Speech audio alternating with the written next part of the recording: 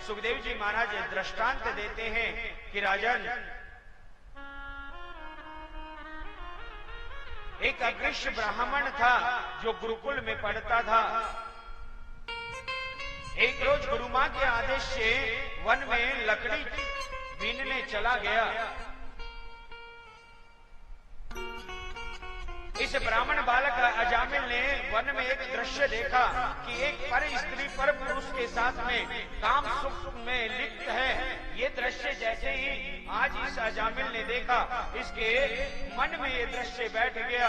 रात्रि में गुरुकुल में आया, रात्रि भर इसे काम का चिंतन करता रहा और काम के चिंतन का प्रभाव क्या हुआ कि अगले दिन गुरुकुल का त्याग करके उस वेश्या के घर पर चला गया और उसी के साथ में रहने लगा। आगे चलकर उस वेश्या से उसने विवाह कर दिया। शास्त्र कहता है मेरे भाई बहन, मन में शुद्ध उच्चारण, मन में शुद्ध भाव लेकर आए, क्योंकि भाव की अगर प्रधानता बदल जाएगी तो क्रिया का भावार्थ बदल जाएगा। इसलिए जीवन में चिंतन अच्छा कीजिए, प्रयास कीजिए कि मन में किसी प्रकार का विकार न आए, बुद्धि में किसी प्रकार का विकार का प्रवाह ना हो। क्यों? क्योंकि मन में एक बार विकार आ गया तो मेरे भाई बहन ये संसार बदल सकता है। इसलिए मन को शुद्ध करना जरूरी है।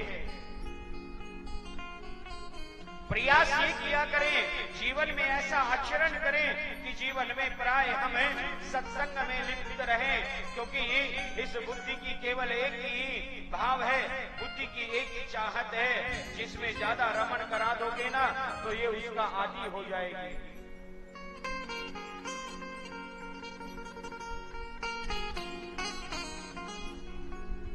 आज ये अजामिल इस वेश्या के साथ में रहता है, केवल एक ही काम है, मार्ग में आने वाले साधु संतों के झोली का मंडल छीनता है और अपना जीवन व्यापन करता है। अजामिल के घर में 4 पुत्र हैं। एक रोज उसी मार्ग से, जिस मार्ग पर अजामिल की कुटिया थी, उसी मार्ग से कुछ संत चले जा रहे थे। अजामिल के गांव में संत आए, किसी से पूछा कि भैया यहाँ पर भगवान का कोई भक्त है क्या, जिसके यहाँ पर रात्रि में हम विश्राम कर सके। किसी शरारती व्यक्ति ने कहा हमारे गांव में तो एक ही भक्त है, कौन? अजामिल। संत अजामिल का घर पूछते पूछते और उसके द्वार पर चले गए। जाकर वहां पर अलग जगाया, अजामिल तो था नहीं।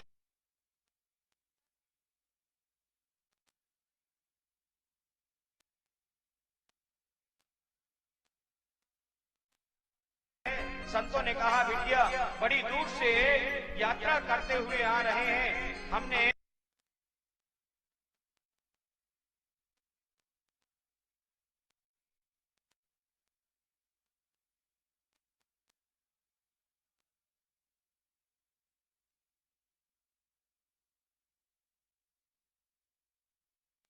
में विचार किया कि अगर मैं संतों को ये कहती हूँ कि अजामिल कोई भक्त नहीं है तो संत यहाँ से चले जाएंगे और संत द्वार से चले जाए, ये ठीक नहीं है।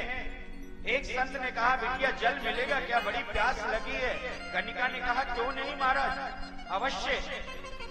कनिका अंदर जाकर जल लेकर आई और जैसे जल संतों को देने के लिए हाथ आगे बढ़ाया, एक संत ने कनिका की मस्तिष्क रेखा को देखा और कदम पीछे हटा लिए। बिटिया क्षमा करना, हम गलत जगह पे आ गए। कनिका ने कहा क्यों बाबा, क्या हुआ? कहा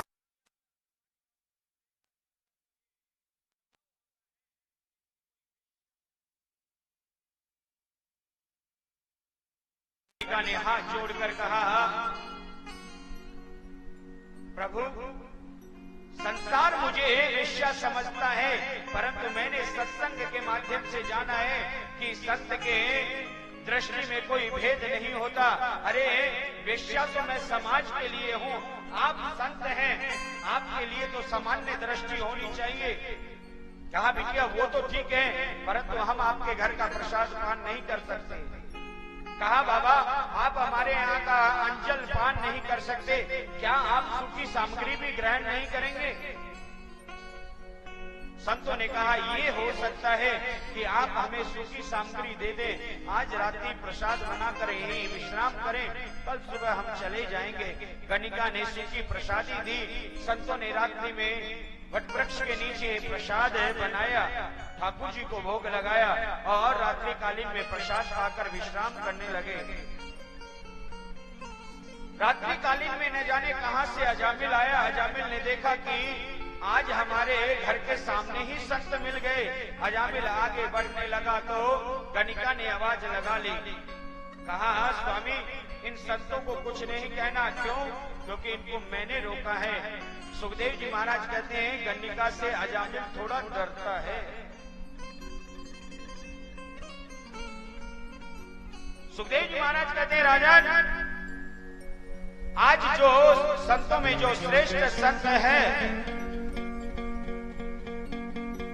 वो संत रात्रि भर चिंतन करते हैं कि मैं ऐसा कौन सा भाव अजामिल को देकर जाऊं कि इसका जीवन परिवर्तन हो जाए।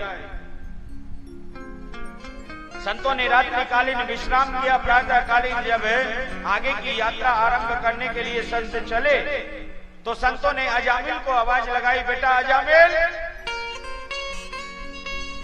घर पे हो क्या? अजामिल और उसकी पत्नी दोनों द्वार पर आए। अजामिल की पत्नी ने कहा हाँ बाबा क्या बात है? संतों ने कहा देखो अजामिल, रात्रि कालीन में हमने तुम्हारे घर का प्रसाद पान किया है और संत जिसके घर का प्रसाद पान करते हैं उस घर से दक्षिणा अवश्य लेते हैं। अजामिल ने कहा महाराज वो तो शुगर मानिए भगवान का, जो आप मुझे पहले नहीं मिले।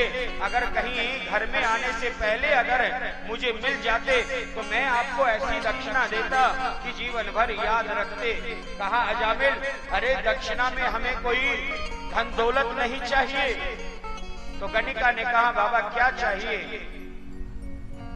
तो संतों ने कहा देवी इस बार जो तुम्हारे घर पुत्र होगा ना उसका नाम नारायण रख देना। अजामिल ने मन में विचार किया चलो ठीक है, किसी ब्राह्मण से नामकरण कराते तो ब्राह्मण 150 रुपए लेता, यहाँ फोकट में ही नाम मिल गया है, कोई बात नहीं। संत वहां से चले गए। कुछ समय व्यतीत हुआ और गणिका को एक पुत्र रत्न की प्राप्ति हुई।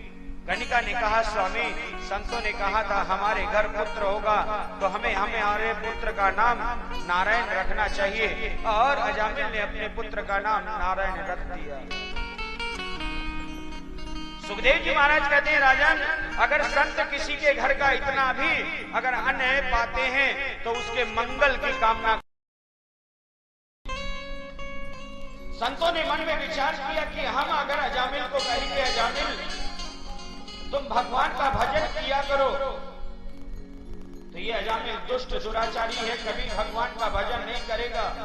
इसको कोई ऐसी युक्ति देनी चाहिए जिसके बगैर ये रह ना सके और परमात्मा का नाम उच्चारण भी हो जाए। संतों ने एक ही युक्ति दी कि ये अपने पुत्र को नित्य बुलाता है, अपने पुत्र से तो प्रेम करेगा, तो ना इसके पुत्र का नाम नारायण रख दिया जाए।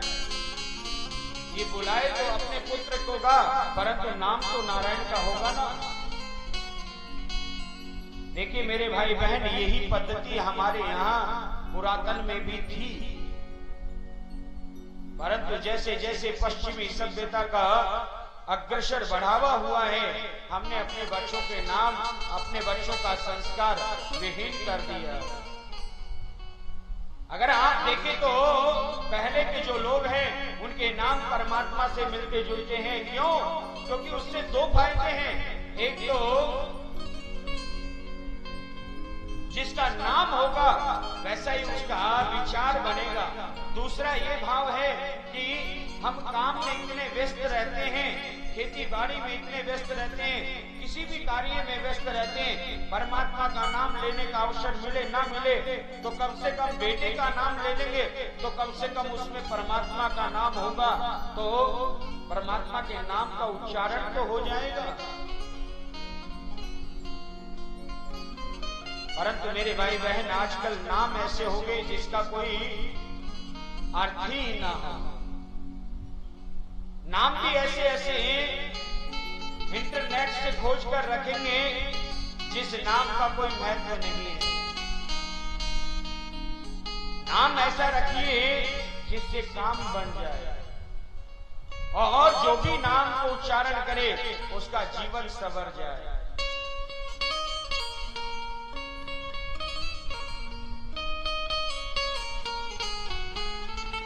इसीलिए हमारे शास्त्र में मैं आपको बराबर आज चौथा दिवस है, मैं बराबर आपसे कहता हूं परमात्मा का नाम उच्चारण अवश्य करें। क्यों? क्योंकि नाम में बड़ी शक्ति है। अजामिल ने अपने पुत्र का नाम नारायण रख दिया। सुखदेव जी महाराज कहते हैं अब गणिका नित्य एक काम करती है। अजामिल बाहर से जब आता है तो गणिका अपने पुत्र को छुपा लेती है। अजामिल अपने पुत्र नारायण को नहीं देखता तो चिल्लाता है, बेटा नारायण मेरी छड़ी लेकर आओ, बेटा नारायण मेरा कमंडल लेकर आओ, बेटा नारायण मेरे लिए जल लेकर आओ। हर एक भाव में नारायण का नाम उच्चारण करता है। जो दुष्ट दुराचारी अपने जीवन भर नारायण का नाम नहीं लिया, अब वो एक एक माला नारायण के नाम की करता है। एक समय ऐसा हुआ कि अजामिल का स्वास्थ्य खराब हुआ। यम के दूत जब लेने के लिए आए तो आज अजामिल भयभीत हो गया। जब काले काले महापुरुषों को देखा तो अजामिल ने अपने पुत्र नारायण को आवाज लगाई, बेटा नारायण। सुखदेव जी महाराज कहते हैं, राजन ये सांसारिक पुत्र नारायण ने तो नहीं सुना, परंतु बैकुंठ के नारायण ने सुन लिया। और बैकुंठ के नारायण ने सुना तो बैकुंठ के नारायण ने अपने पार्षदों से कहा कि जाओ पृथ्वी लोक में मेरा कोई भक्त मुझे पुकार रहा है, उसके जीवन में जो भी संकट हो उससे उसको उभार दो। भगवान के पार्षद आए, और जैसे भगवान के पार्षद आए तो यम के दूतों ने भगवान के पार्षदों को देखा, चरणों में वंदन किया कि महाराज आपका आने का कारण। कहा ये हमारे भगवान का भक्त है, इसने अंतिम क्षण में परमात्मा को पुकारा है, इसलिए ये यमपुरी को नहीं जाएगा। यम के दूतों ने कहा महाराज ये तो अपने पुत्र नारायण को बुला रहा था।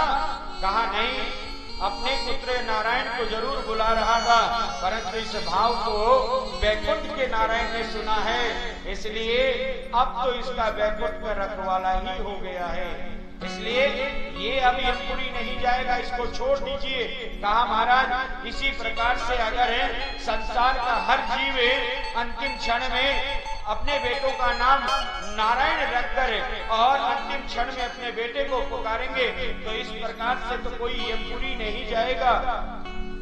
भगवान के पार्षदों ने कहा नाम वही शक्ति है, परमात्मा का नाम अगर उच्चारण करेंगे तो आपको कुछ ना हो, परंतु आपको यमपुरी को नहीं जाना पड़ेगा। इसीलिए गोस्वामी तुलसीदास जी महाराज कहते हैं कि नाम की वो महिमा है, मैं क्या वर्णन करूं।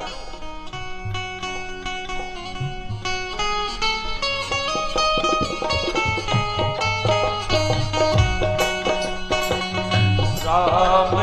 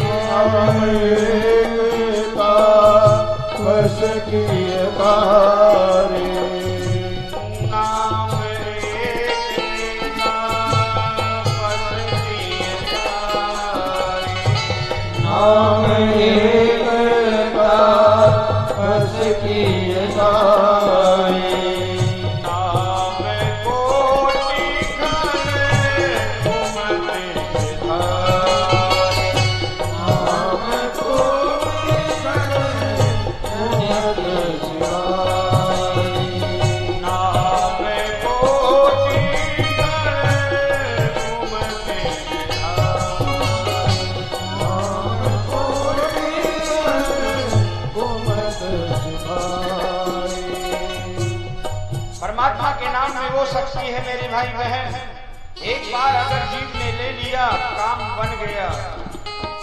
आप विचार कीजिए, जब एक दुष्ट व्यक्ति अगर परमात्मा का नाम उच्चारण करता है तो उसको यमपुरी को नहीं जाना पड़ता।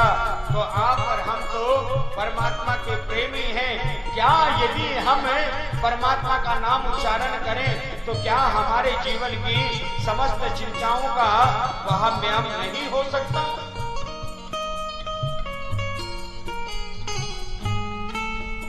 एक बात और बताएं कि जीवन में ये भी सौभाग्य आप और हमको मिला है कि हम परमात्मा का नाम ले सकते हैं।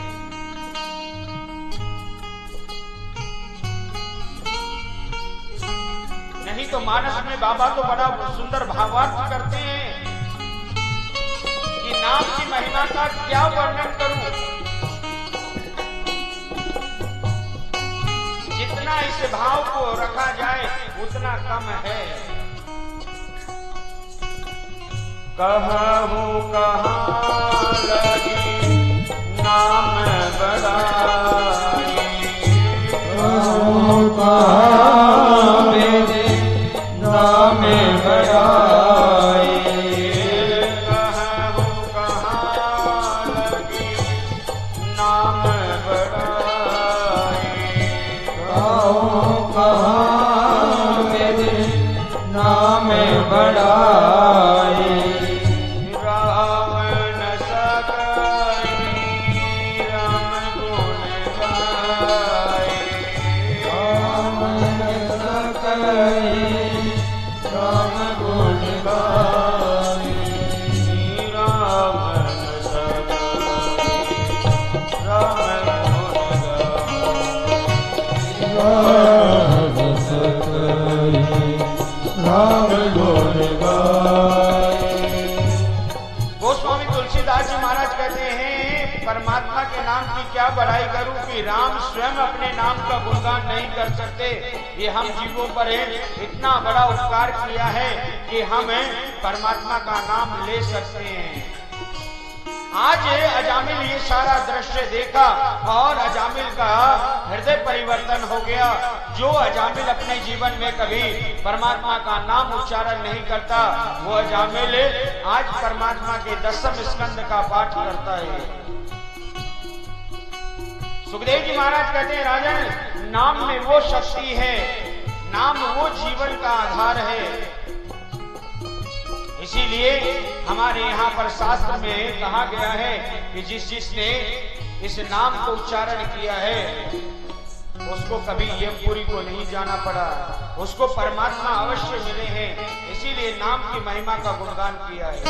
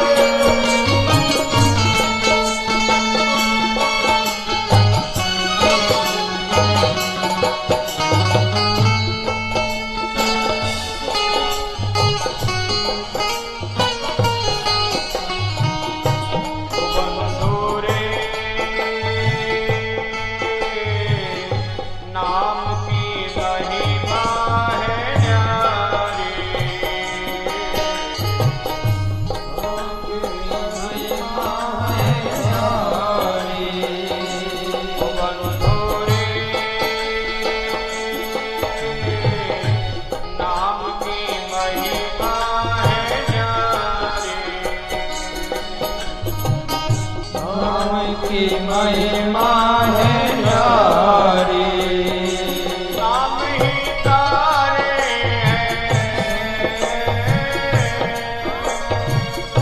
नाम ही तारे नाम कुवारे नाम कुवारे नाम की ऊंची असानी, नाम की महिमा है न्यारी, नाम की महिमा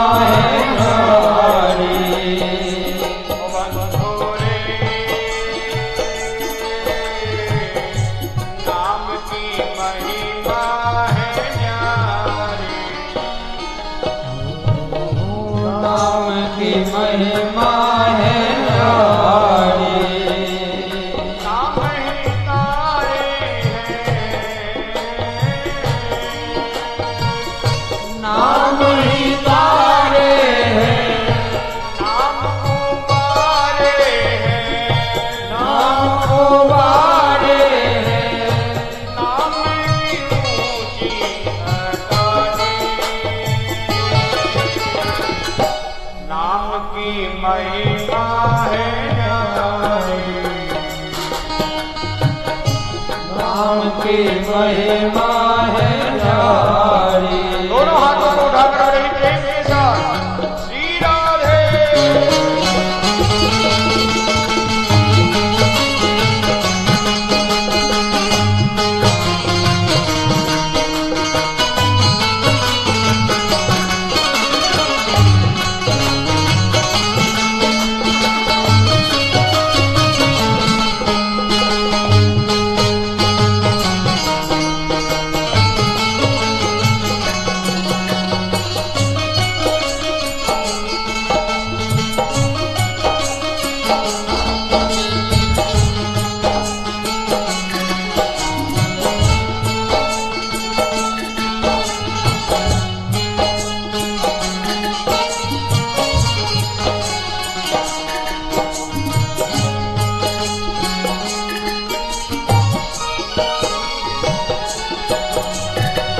राणा की रानी थी वो दीवानी, राणा की रानी थी वो दीवानी।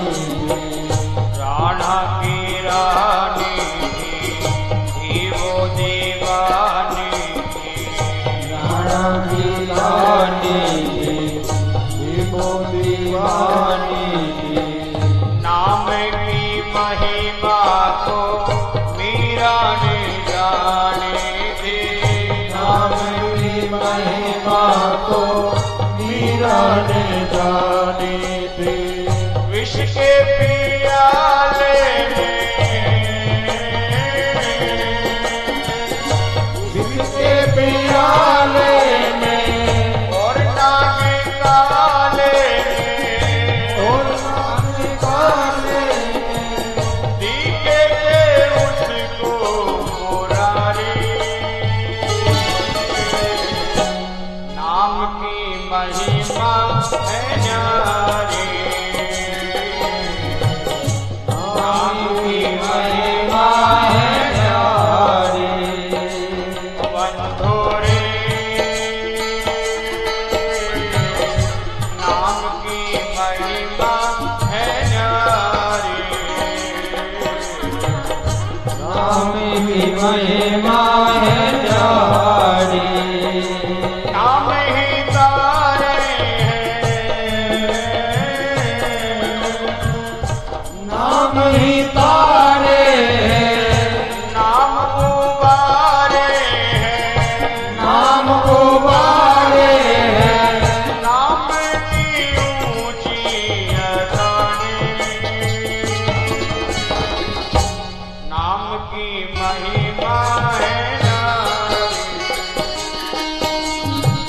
नाम की महिमा है न्यारी।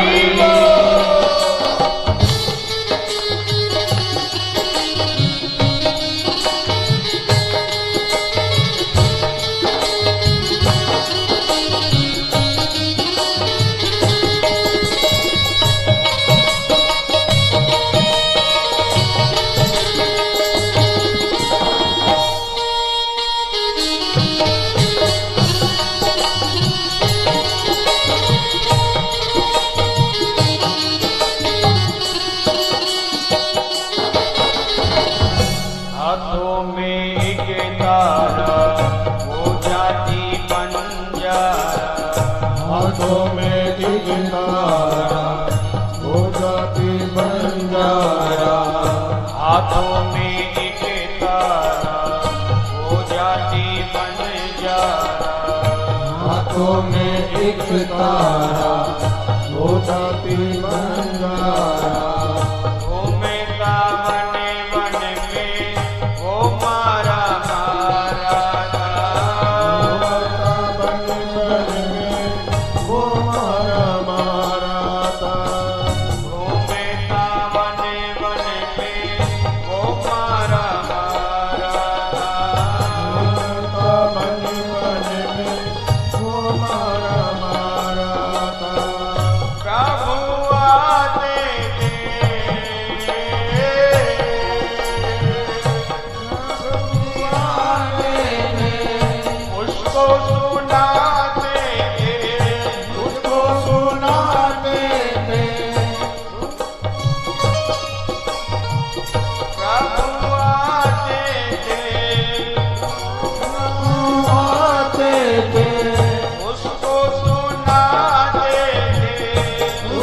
सुनाते थे।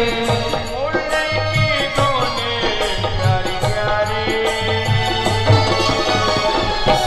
नाम की महिमा है न्यारी। नाम की महिमा है न्यारी। ओ बंधुरे, नाम की महिमा है न्यारी। नाम की महिमा है न्यारी। नाम ही तारे नाम ही तारे नाम गुबारे नाम उबारे नाम की ऊंची अडानी। नाम की महिमा है न्यारी। नाम की महिमा है न्यारी।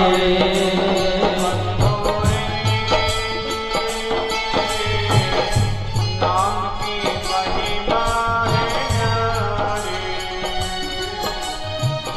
नाम की महिमा है न्यारी। नाम की महिमा है न्यारी। नाम की महिमा है न्यारी। बोले वृंदावन बिहारी लाल की। सुखदेव जी महाराज कहते हैं, राजन, भगवान के नाम पर जीवन व्यापन करने वाले 12 महापुरुष हैं।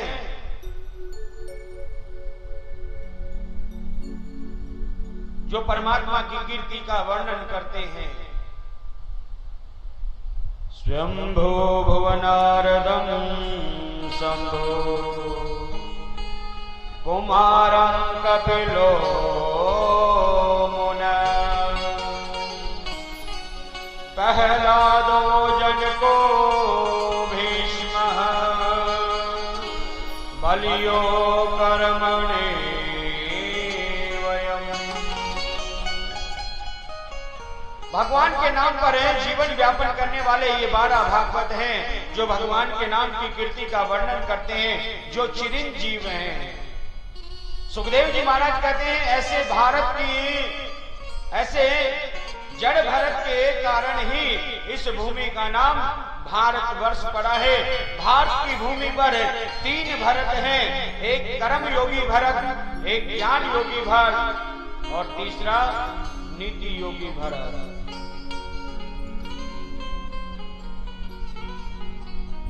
हमारी इस धरा पर 7 द्वीप हैं, जिनमें श्रेष्ठ द्वीप है जम्बू द्वीप और 9 वर्ष है। 9 वर्षों में सबसे श्रेष्ठ है भारतवर्ष। भारत की भूमि पर कर्म के माध्यम से अपने जीवन को संवारा जा सकता है। इसलिए शास्त्र कहता है, कर्म कीजिए, कर्म के माध्यम से आप अपने जीवन को संवार सकते हैं। कर्म श्रेष्ठ होना चाहिए। कभी अपने द्वारा ऐसा कोई कर्म ना करे जो परमात्मा को प्रिय ना हो। इसलिए अच्छा कर्म कीजिए, जीवन भी अच्छा ही बनेगा।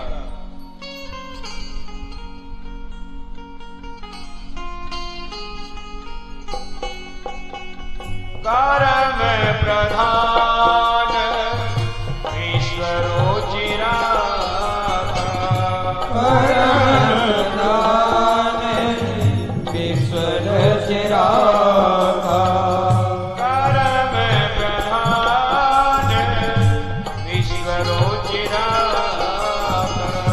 कर्म प्रधान ईश्वरो चिराग।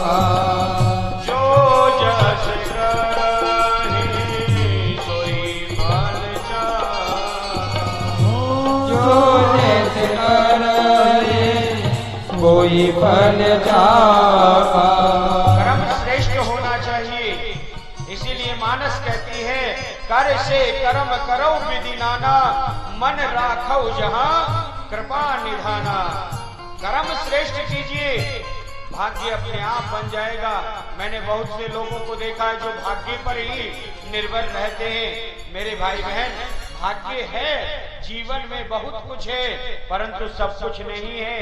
भाग्य नाम की कोई चीज है, वो भी फल उसी को देता है जो कर्म करता है। जो कर्म नहीं करता उसका भाग्य भी साथ नहीं देता। इसलिए इस धरा पर कर्म प्रधान है।